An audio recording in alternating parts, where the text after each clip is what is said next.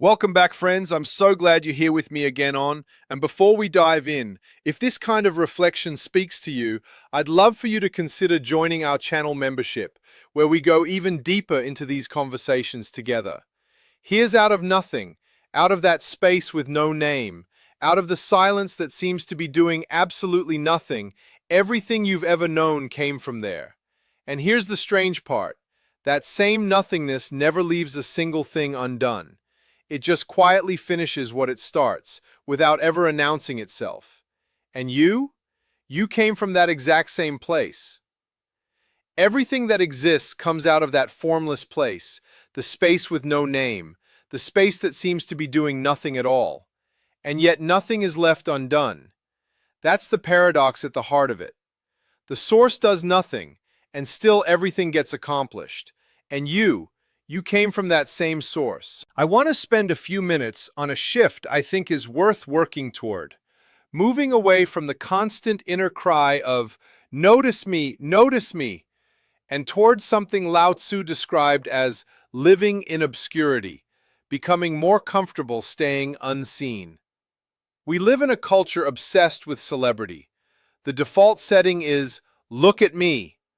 But the old teaching points in the completely opposite direction. There's a passage, verse 66, that uses water as the example. The ocean stays low. Because it stays low, every river and every stream eventually flows into it. It doesn't chase the water, it just stays humble, stays beneath everything else, and everything comes to it anyway. That's the lesson buried in there. Learning to let what's meant to reach you simply arrive, instead of chasing it down. I practice this far more now than I used to. There was a stretch in my life years back when I'd written a book that ended up staying on the bestseller list for well over 2 years. Some weeks it would hit number 1, then slide to 3, then 2, then drop to 7, back and forth like that. I was making regular appearances on the big talk shows of that era, doing rounds with hosts who were household names, rubbing shoulders with major stars, feeling very much part of that world. Back then, the way you found out your ranking for the following week was by calling in on a Wednesday, ahead of the Sunday paper. My ego was running the show at that point. I didn't believe in being better than other people. I still think real growth is about being better than the person you used to be, not better than anyone else. And by that measure, I'd improved a lot. But in those days, I was deep into needing to be noticed. So I called home. My wife had a special line and a code she could use to check my position on the list ahead of time, and I asked her where I'd landed for the coming week.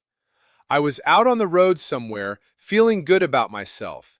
She told me, plainly, that I wasn't on the bestseller list. I was stunned. I'd been number 1 just the week before. My voice must have changed completely. She gently corrected herself. It wasn't that I wasn't on the list, my book was on the list. That distinction stuck with me. There's a real difference between believing this achievement is me and understanding that you can loosen your grip on that identification a little. Going back to that same verse, why is the ocean like a king ruling over 100 rivers? Because it positions itself below all of them. Its humility is exactly what gives it its power. That idea matters to me. I live right by the ocean now. It's essentially my front yard, and I find myself watching it constantly, trying to absorb what it has to teach. It's the most powerful source of life on this planet. Without it, nothing here would survive, and it holds that power precisely by staying low. So what's the takeaway for us? Can we build the capacity to step past that ego-driven need to keep announcing our own importance? There's been an explosion of this kind of thing recently. You can watch entire hour-long news segments built around some minor celebrity moment, someone who hasn't actually done anything noteworthy, yet the coverage keeps rolling. Walk through any airport and look at the newsstands. It's the same handful of faces recycled across a dozen different magazine covers. There's a massive industry now built entirely around keeping people locked into that notice me mindset. And look at how we raise kids in a lot of school environments. The message becomes that the person who matters most is the one getting the most attention, the one collecting the most followers or the most likes, the one seen as the star. That obsession with being seen gets planted early. What I've actually discovered in my own experience is that the moments of real happiness in my life tend to come when I can do something quietly without anyone watching or applauding. My wife is a perfect example. She gives generously to others constantly, and she almost never does it in a way that draws attention to herself. It's not about being seen as generous, it's just done. There's real wisdom in that kind of quiet connection to something larger than yourself, in being willing to act without needing the credit. It reminds me of an old film, The Magnificent Obsession, from decades ago. The whole premise centered on the power of giving without ever taking credit for it.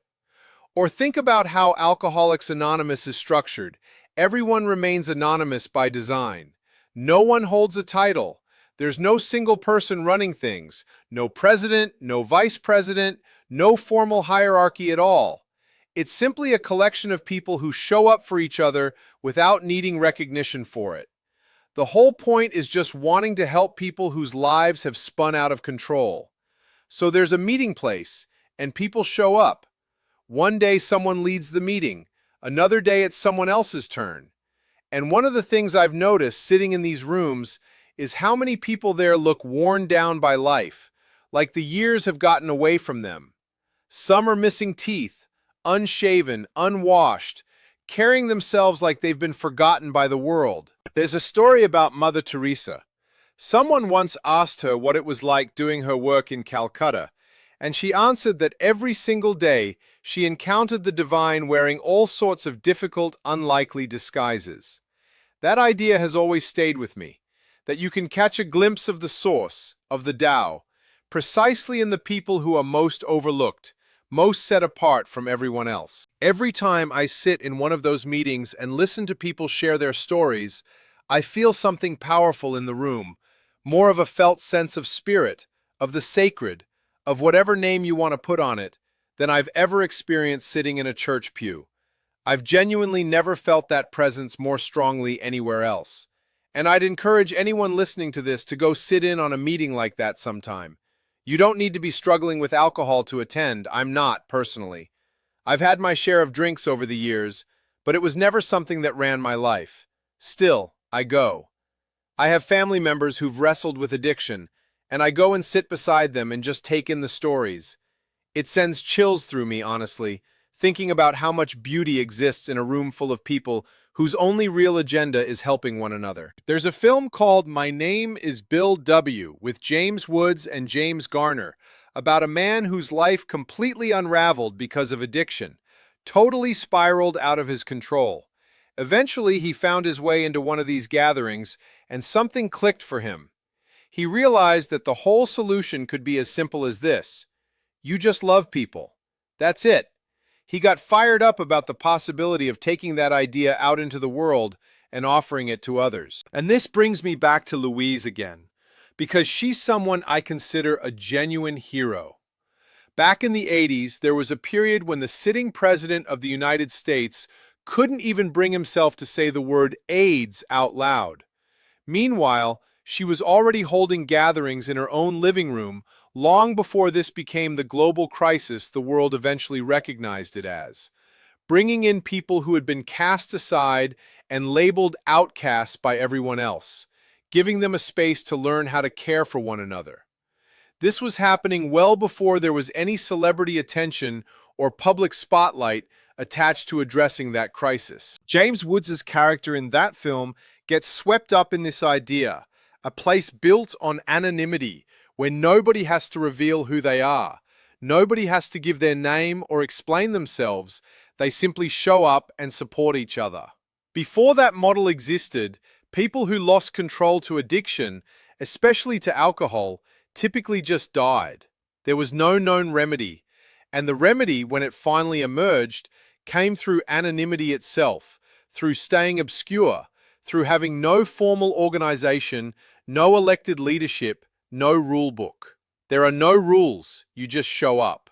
It doesn't matter if you've been sober for a year or an hour, or if you walk in still drunk, you're welcome and you're cared for. You aren't defined by the substance.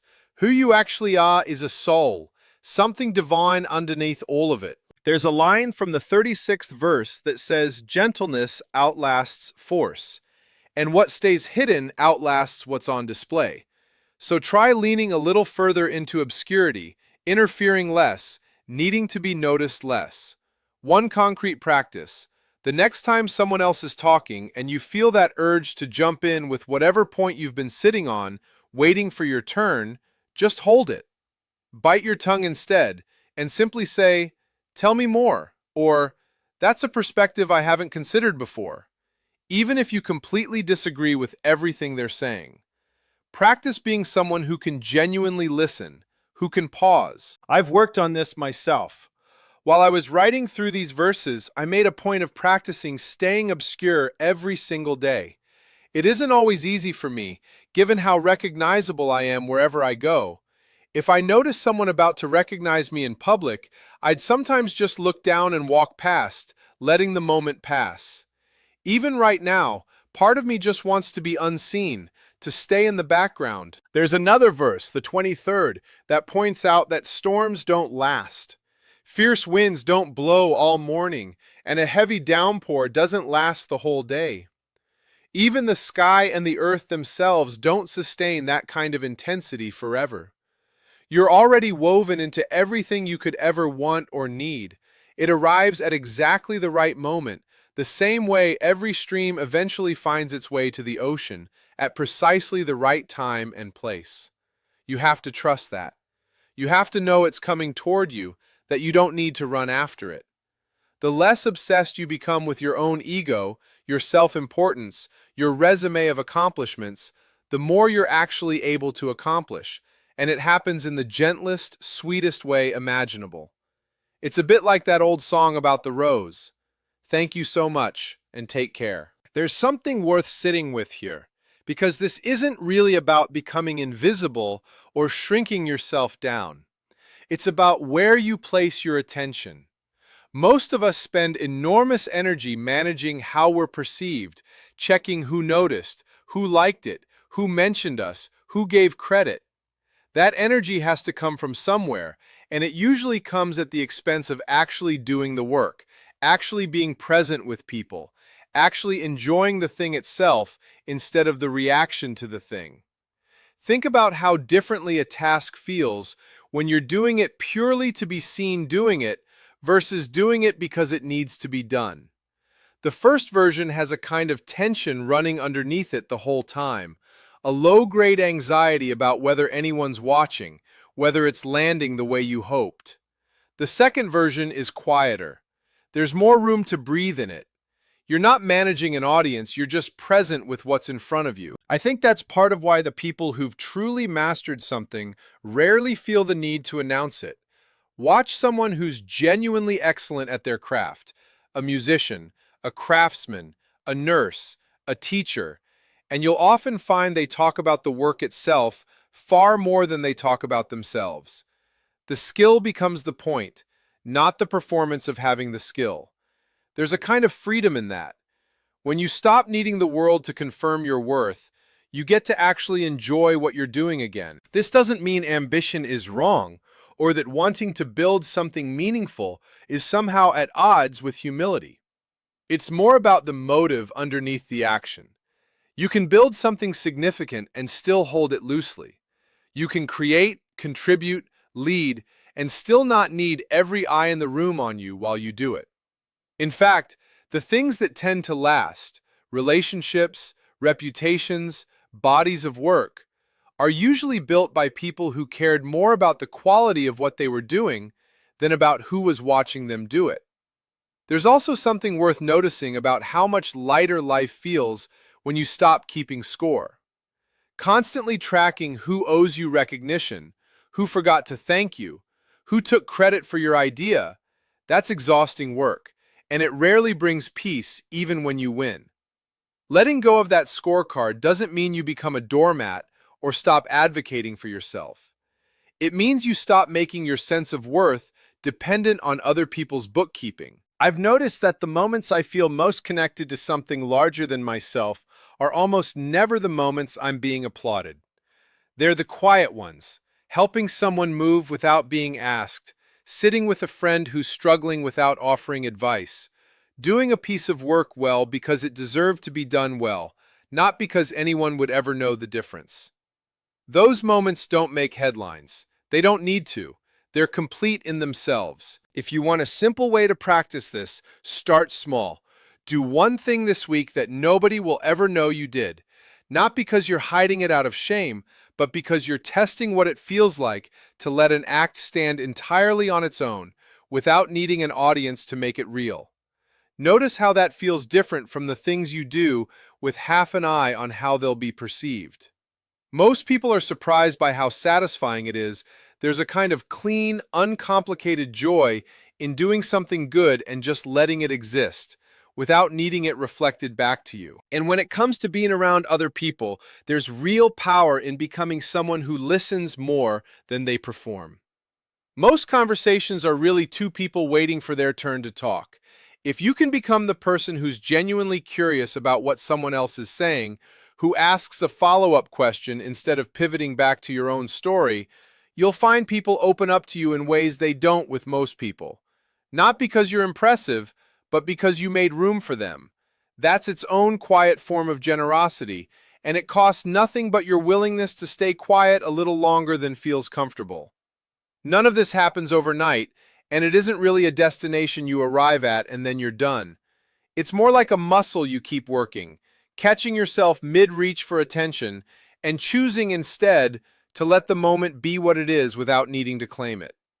Over time, that choice starts to feel less like restraint and more like relief. There's a particular kind of fear underneath the need to be noticed, and it's worth naming honestly. Somewhere along the way, a lot of us picked up the idea that if we're not visible, we don't count, that unseen effort is wasted effort, that unwitnessed goodness barely happened at all.